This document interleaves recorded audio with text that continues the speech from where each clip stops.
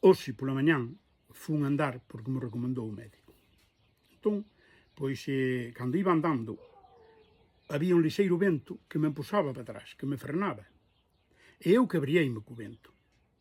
Porque cando vas andando así sempre reflexionas moito, porque non tens outra cousa que facer para matar o tempo, decimos.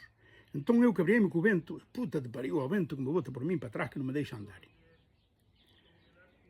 E neste momento a chispa saltou en min de decir, pero por que me quebrei co vento? Se eu o vento non podo controlar, non sirve de nada enfadarme co vento. Porque eu teño nas miñas mans o feito de decir, ou ben dou volta para atrás, e xa vou a favor do vento, ou paro-me, ou ben, estoicamente, vou contra o vento. E venzo o vento. Esa é a escolha que eu teño. Non podo parar o vento, nin determinar cando o vento funciona ou cando non. Entón, esa palabra, estoicamente, veu-me ao pensamento de que de onde ven a palabra estoico.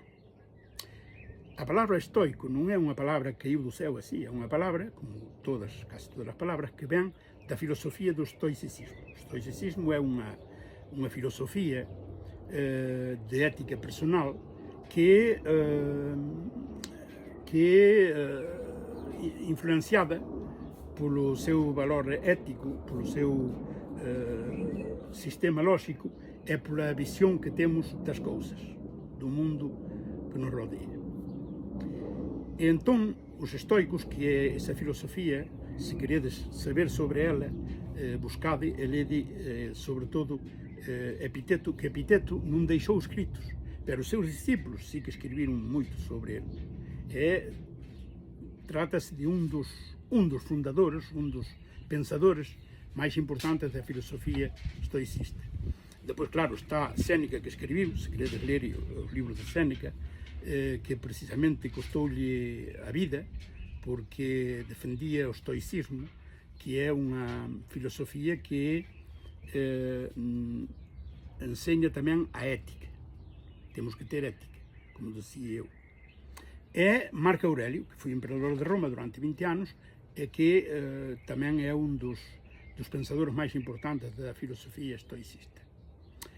Estes tres filósofos, os principales, son os que nos poden dar unha definición exacta do que é o estoicismo. E eu, como non son un orador moi importante, non teño esa calidade de poder explicar a fondo, só podo poñer un exemplo. E eu teño o exemplo do estoicismo en meu pai.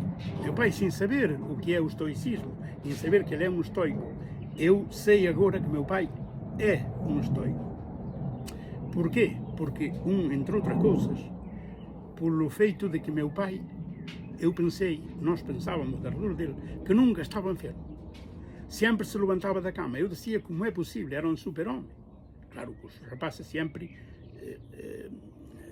ten aquela imaxen do pai, non? Que é máis que os outros, iso é unha cousa e outra. Pero eu sempre me impresionou porque eu nunca o vin queixarse, nin enfermo, nin que lle dio un dente, nin nada. Levantábase e iba a traballar. De feito, polo que meu pai traballou toda a vida como un desgraciado, tiña que ser multimillonario. Home, non é que estuvera na pobreza máis ruín, pero non fui tampouco rico como din os neoliberales de hoxe, que normalmente quen se esforza, que por mérito, que é o rico. É o pobre que, en realidad, pois merece a situación porque non se esforza, non fai o necesario, ou non sabe. Eso é unha mentira, é unha patraña, porque os ricos, os que son ricos, son moi ricos. Falo dos moi ricos, non do que se considera rico por veces porque ten dúas vaquiñas. Os moi ricos é porque explotaron a María Santísima, é porque roubaron, é porque prevaricaron, é porque estafaron, é porque heredaron, etc. Os ricos non son ricos de traballar ningún, por moi traballadores que foran, pero non foi o seu traballo que fixo a riqueza, foi o traballo dos outros. E meu pai, pois, creu que tiña que ser rico se esa teoría fora verdade. Outro feito que fai que eu digo que meu pai é un estoico é cando houve a concentración parcelaria na miña aldea, que foi unha orden que deu o governo para que concentraran para intentar combatir o minifundismo en Galicia. Bom, iso daría lugar a un vídeo, porque é unha historia moito complexa. Pero, no caso dese po que estamos falando, meu pai resulta que veu o enxineiro, e xuntou os veciños todos, e os veciños iban agra por agra. Agra chamase un conxunto de leiras no mismo, que generalmente estaban cerradiñas por un valado, e aí era unha agra, depois outra agra ao lado, e case todo o mundo tiña leiras en todas as agras. Leiras de 2 metros, leiras de 3 metros de ancho, leirajiñas, e así era daquela, non? Entón, que pasou? Que para que o progreso, para poder progresar e para poder cultivar esas leiras con mecanaria moderna, etc., facía falta facer unha concentración parcelaria.